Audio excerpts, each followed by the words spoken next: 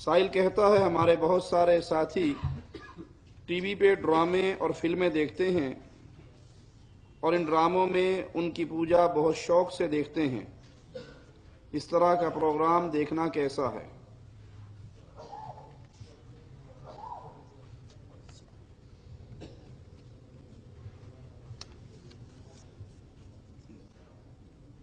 وقت اللہ کو مومن کا عبادت میں گزارنا بہت پسند ہے، اور اللہ کی طرف سے دیا ہوا یہ ٹائم، یہ زندگی بہت قیمتی ہے۔ ٹیلی ویژن پہ فلمیں، گانے، ڈرامے دیکھنا بہت سی بیماریوں کا، بہت سے گناہوں کا جمگھٹا ہے اس کے اندر، لیکن ایک بات یہ ہے کہ یہاں وقت کا بھی ضیاع ہے، ٹائم ضائع ہوتا ہے۔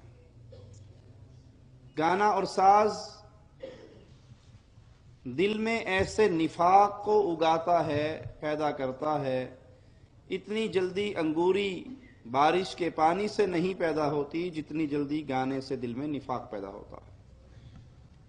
ابن مسعود رضی اللہ عنہ وارضا اس ساز کو شیطان کا کلام کہا کرتے تھے، یہ شیطان کا کلام ہے۔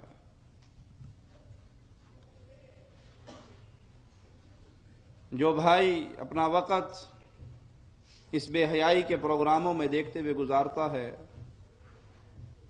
وہ سوچے کون کون سے گناہ سرزد ہو رہے ہیں۔ ساز، بے حیائی کے جملے، گندی شاعری، دلوں کا فساد جس سے برپا ہوتا ہے، وقت کا ضیاع،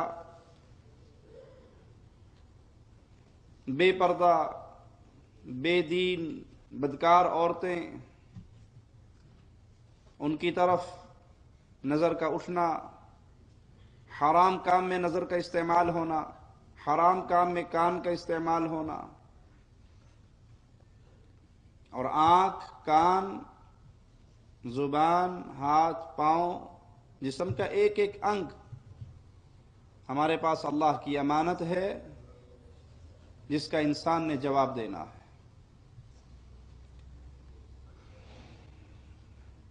فلموں اور ڈراموں میں یہ گناہ تو ہیں ہی ہے، جو بھائی نے سوال میں ذکر کیا ہے وہ بڑی خطرناک چیز ہے کہ ان فلموں کے ذریعے یہود و نصارہ، ہندو اپنا مذہب، اپنا دین وہ مسلمانوں کے اندر پہنچا رہے ہیں۔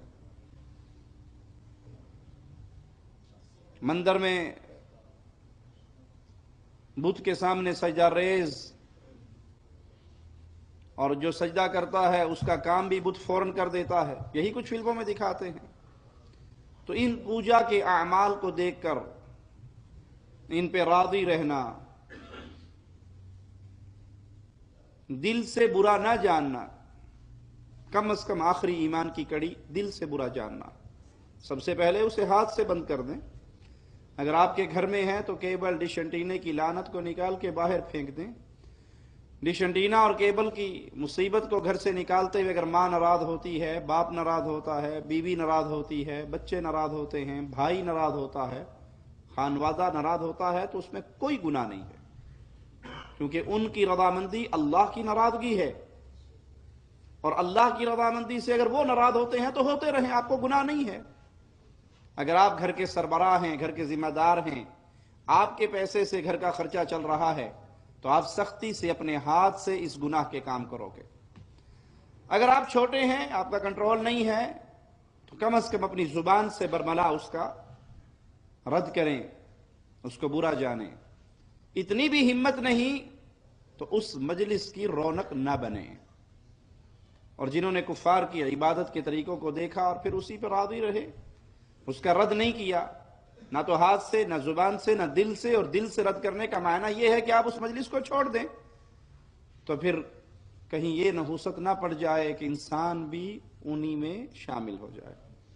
جو محبت سے دیکھتا ہے، جو ان کے اس عمل کو پسند کرتا ہے، تو انسان دنیا میں جس سے محبت کرتا ہے قیامت کے دن اسی کے ساتھ اٹھایا جاتا ہے۔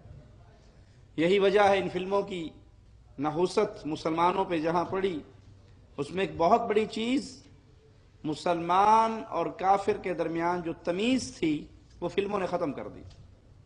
اب ہیرو ہے، پسند ہے، وہ ہیرو ہندو ہے، وہ ہیرو عیسائی ہے، وہ یہودی ہے، وہ کافر ہے، جی ہیرو ہے بڑا شاندار، یہ ہیروئن ہے بڑی اچھی، کون ہے، کیا دین ہے، کیا ایمان ہے، وہ سوال ختم ہو گیا۔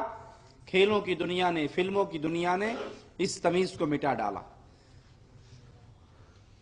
اگر کوئی مسلمان مومن اہل ایمان اس برائی میں شکار ہو چکا ہے، وہ اللہ سے معافی مانگے، توبہ کرے، یہ وقت اللہ کے ذکر میں گزارے۔ جنتی جنت میں ہوں گے اور جنت میں ہوتے ہوئے اپنے زندگی کے، دنیا کی زندگی کے ان لمحات پہ حسرت کریں گے جو لمحات دنیا کے اندر اللہ کے ذکر کے بغیر گزارے ہوں گے۔ یہ ان کا حال ہے جو جنت میں ہوں گے، وہاں بھی حسرت کریں گے کہ فلاں وقت جو تھا ہم نے فضول ضائع کیا تھا، اگر اس میں بھی اللہ کا ذکر کر لیتے تو آج ہمارا مقام اور بلند ہوتا۔